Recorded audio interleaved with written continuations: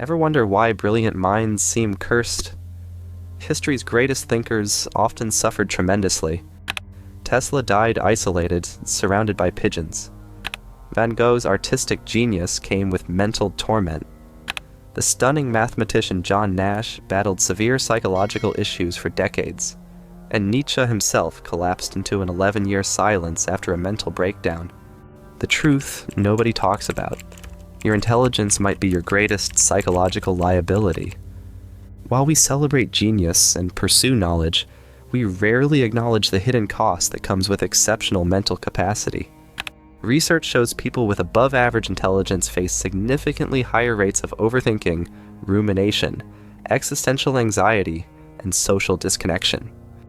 Even more revealing, brain scan studies suggest that the same neural networks enabling profound pattern recognition and abstract thinking, hallmarks of exceptional intelligence, show striking similarities to patterns that create vulnerability to psychological distress. What if your mind's extraordinary abilities are simultaneously putting you at risk? Friedrich Nietzsche wasn't theorizing when he warned about gazing into the abyss. He was documenting the psychological danger that comes when your mind cuts through comfortable illusions most people never question. What if your intelligence isn't just a talent, but a potential burden you need to learn how to manage before it overwhelms you? Join me as we explore the hidden price of profound intelligence, why society so often misunderstands its most insightful members, and whether Nietzsche's warnings apply to your own mental landscape. And if you gaze long enough into an abyss, the abyss will gaze back into you. These words from Nietzsche's Beyond Good and Evil weren't just philosophical wordplay. They were a warning born from personal experience, the vertigo that comes when a brilliant mind begins questioning everything it once took for granted. For the exceptionally intelligent, the abyss isn't physical, but cognitive. That unsettling void where traditional meaning systems collapse under scrutiny. When your mind develops the ability to question everything, from religious beliefs to moral codes, from political structures to social norms, you risk losing the mental supports that keep most people stable. Consider the case of Alan Turing, whose algorithmic thinking revolutionized computing. Yet this same analytical brilliance that could crack the Enigma code couldn't reconcile the illogical prejudices of his era. Turing's analytical approach to problems, somewhat paralleling Nietzsche's concept of the will to power, encountered social boundaries that defied logical analysis. The society he helped save ultimately rejected him, not because his reasoning was flawed, but because it was too clear-sighted. Similarly, consider Hypatia of Alexandria, the brilliant mathematician and philosopher of the 4th century whose intellectual prowess threatened established authorities. Her commitment to questioning prevailing assumptions ultimately led to her tragic end. An extreme example of how societies often respond when exceptional minds challenge fundamental beliefs. Most people navigate life with psychological guardrails, unquestioned assumptions about right and wrong, purpose and meaning. These aren't just opinions, they're the invisible infrastructure supporting mental stability. But when exceptional intelligence dissolves these comforting illusions, what remains? This is what Nietzsche referred to when discussing the death of God, not merely religious doubt, but a profound realization that values once considered absolute are actually human creations, leaving us with the terrifying freedom and responsibility to create meaning in a universe that offers none inherently. Isolation, as Nietzsche knew, is the tax genius pays for clarity. When you begin questioning what others take for granted, you find yourself increasingly alone. But what if this isolation isn't just a curse, but potentially the source of your greatest insights? From the abyss of knowledge, we turn to perhaps Nietzsche's most personal insight, the unbearable solitude that accompanies exceptional perception. Look around you. Do you see the same world others do?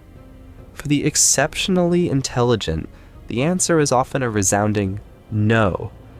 And therein lies a profound source of psychological suffering that Nietzsche understood intimately. To be alone is the fate of all great minds. Schopenhauer observed a sentiment that resonated deeply with Nietzsche. But this isolation isn't merely preferring solitude. It's the existential loneliness of perceiving layers of reality others cannot see.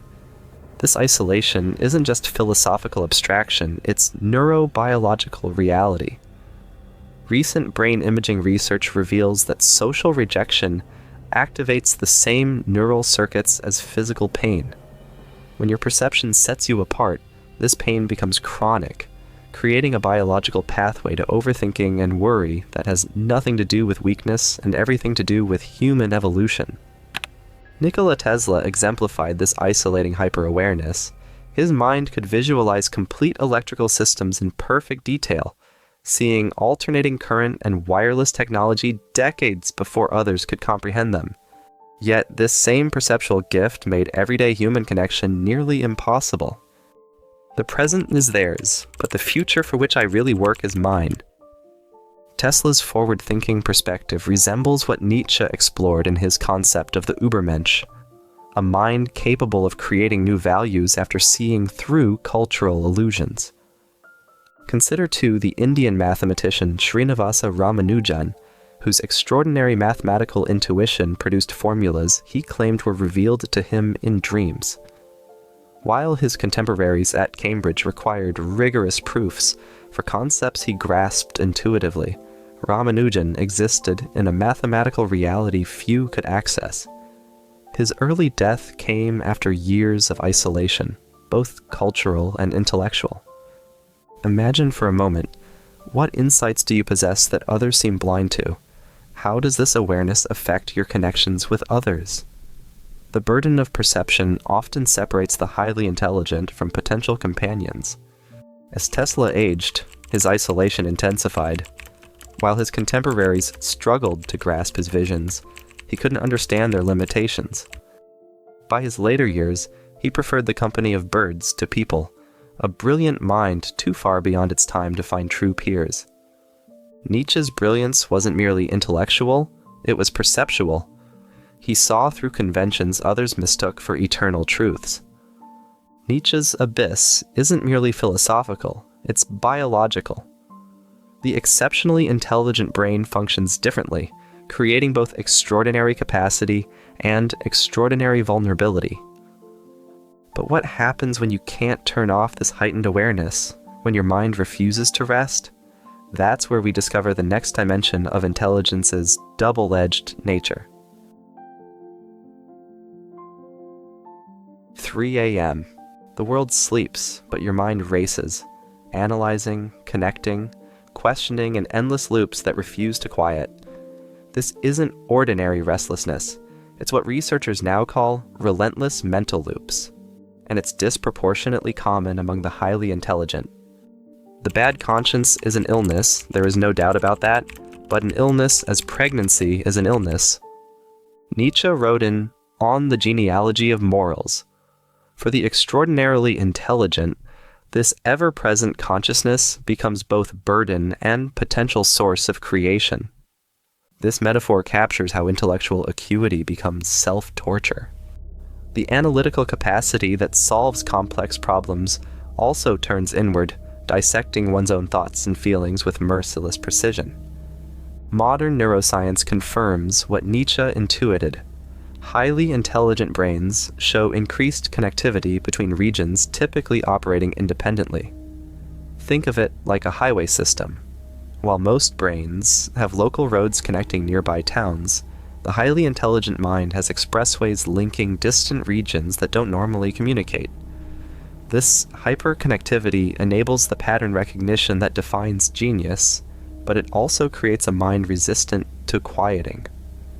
When thoughts trigger other thoughts in cascading networks, the result is what psychologists call rumination, the recursive overthinking that can lead to persistent worry.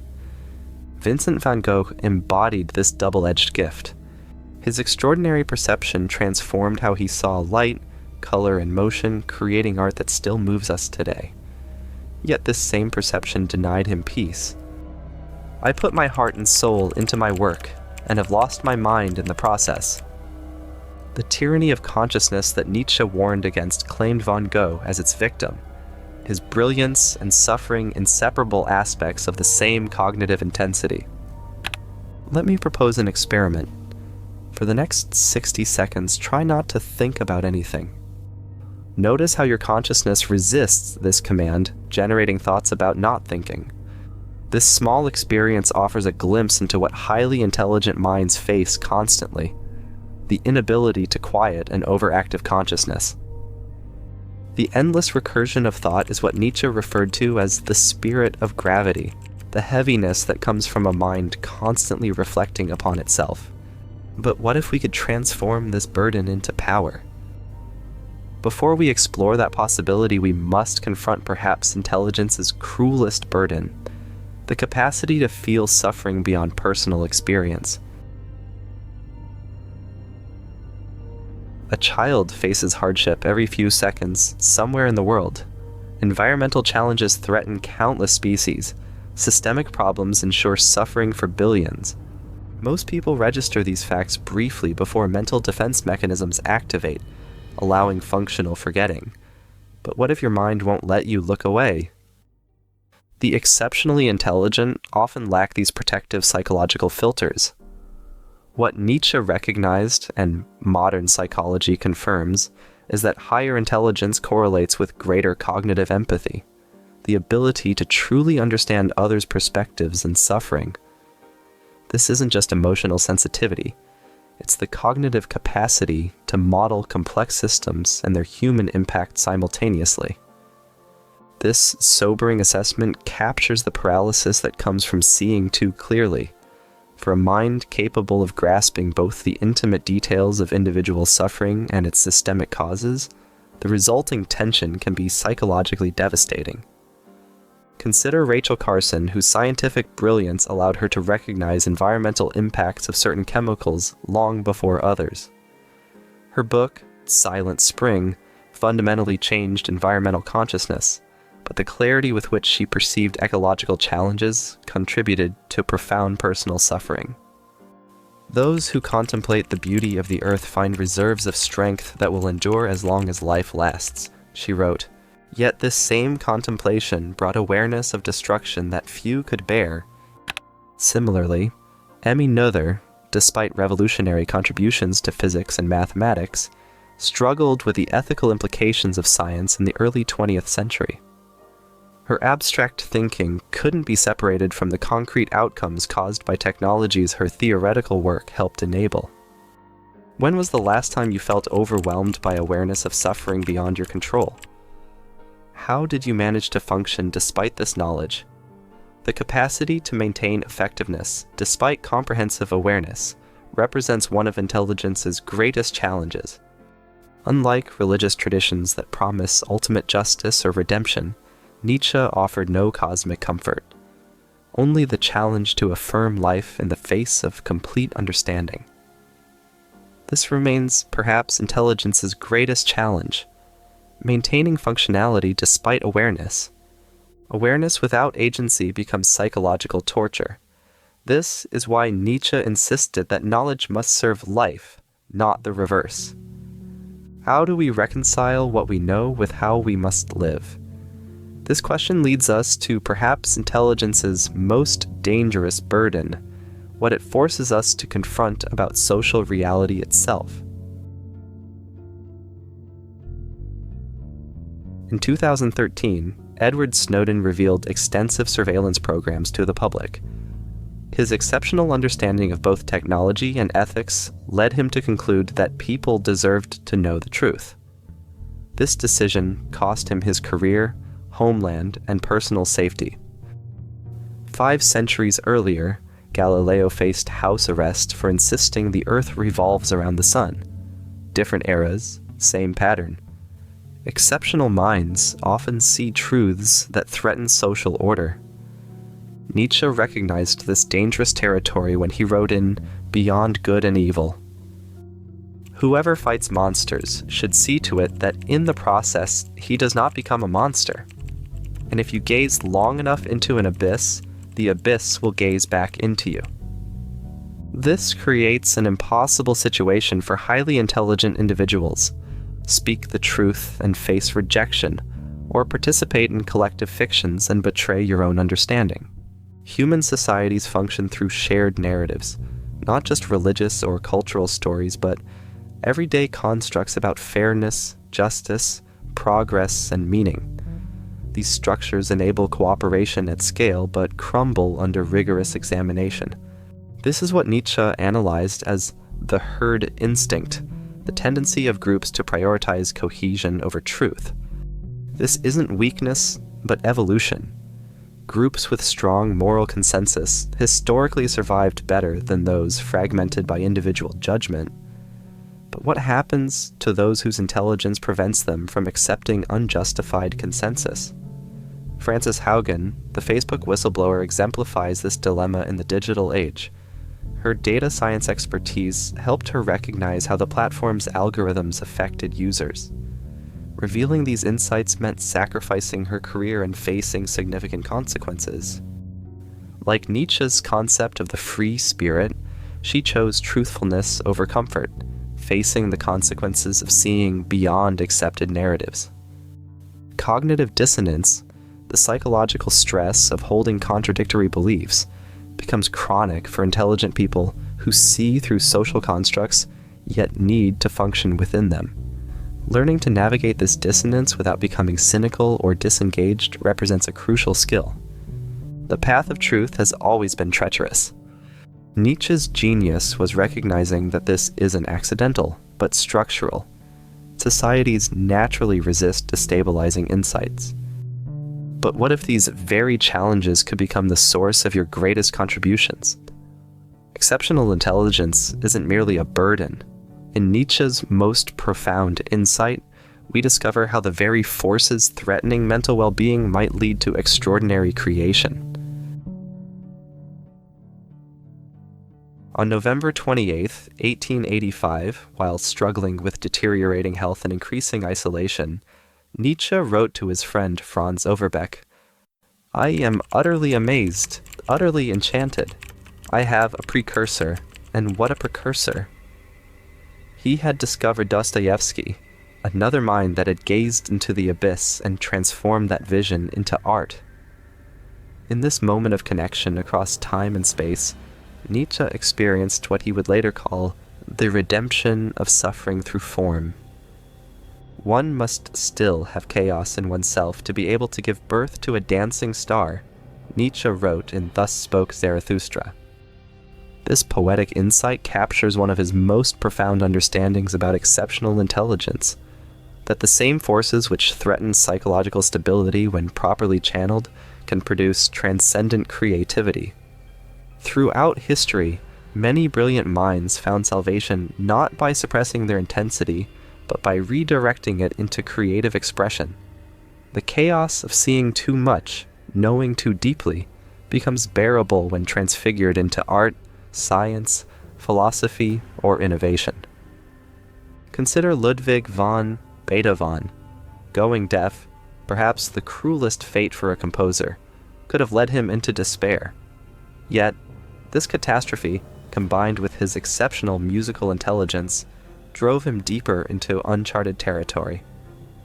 He composed his late string quartets in complete silence, exploring emotional and musical dimensions beyond the reach of those with perfect hearing.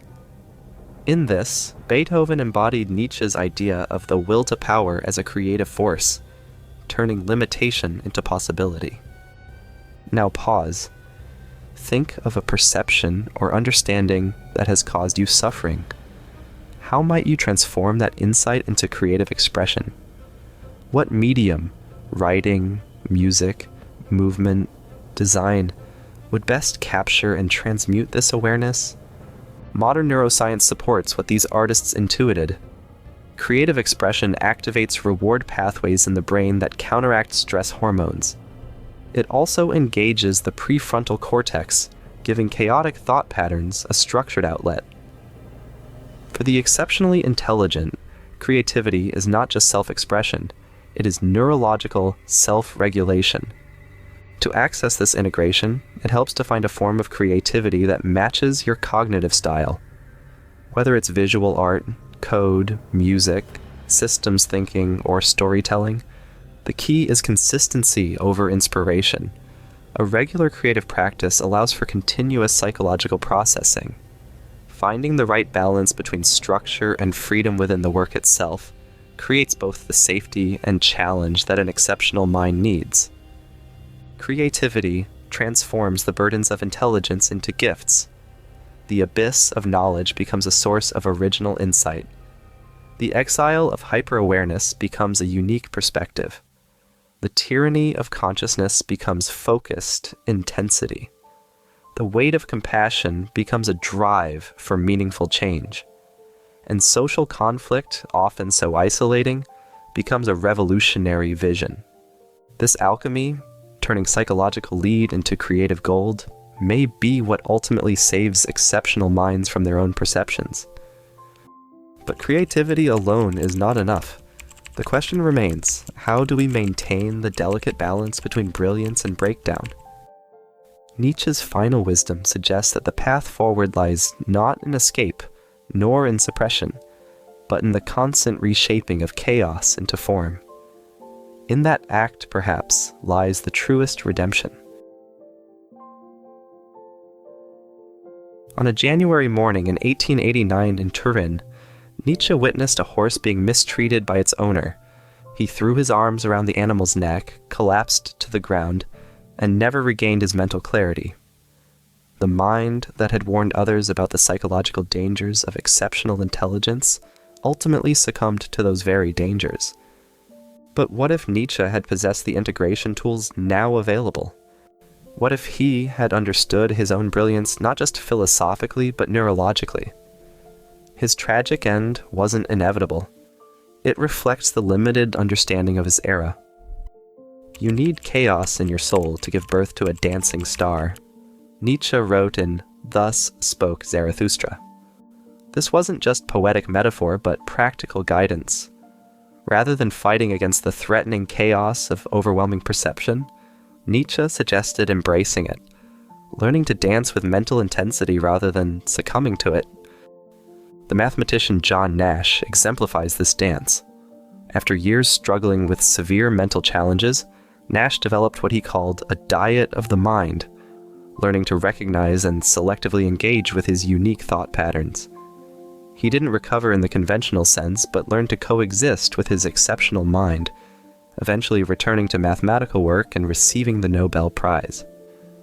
Nash achieved what Nietzsche called becoming who you are, integration rather than normalization. Similarly instructive is the journey of Temple Grandin, whose autism gave her unique perception that made human society baffling but animal behavior transparent. Rather than trying to normalize her thinking, she leveraged her different cognitive style to revolutionize animal welfare. I am different, not less, she asserts, a statement that echoes Nietzsche's emphasis on embracing rather than suppressing cognitive uniqueness. Imagine your intelligence not as something that separates you from others, but as a unique instrument that perceives different frequencies of reality. How would this perspective shift your relationship with your own mind? Can we learn to embrace our mental intensity while also finding peace? As we conclude our exploration, let's consider what Nietzsche's warnings and wisdom might mean for those navigating exceptional intelligence in today's complex world. We've traveled through the perilous landscape where exceptional intelligence meets psychological well-being, from the abyss of knowledge to the creative dance with mental intensity. What conclusions can we draw from Nietzsche's insights, historical examples, and modern understanding? Perhaps the most important is that exceptional intelligence isn't inherently destabilizing. It's the relationship between intelligence and psychological integration that determines whether brilliance leads to breakdown or breakthrough. Those who thrive with exceptional minds aren't those who think less deeply, but those who develop frameworks for carrying what they perceive. Without music, life would be a mistake. Nietzsche wrote in Twilight of the Idols, this insight captures a crucial truth, that preserving aesthetic appreciation alongside analytical power allows intelligence to remain generative rather than destructive.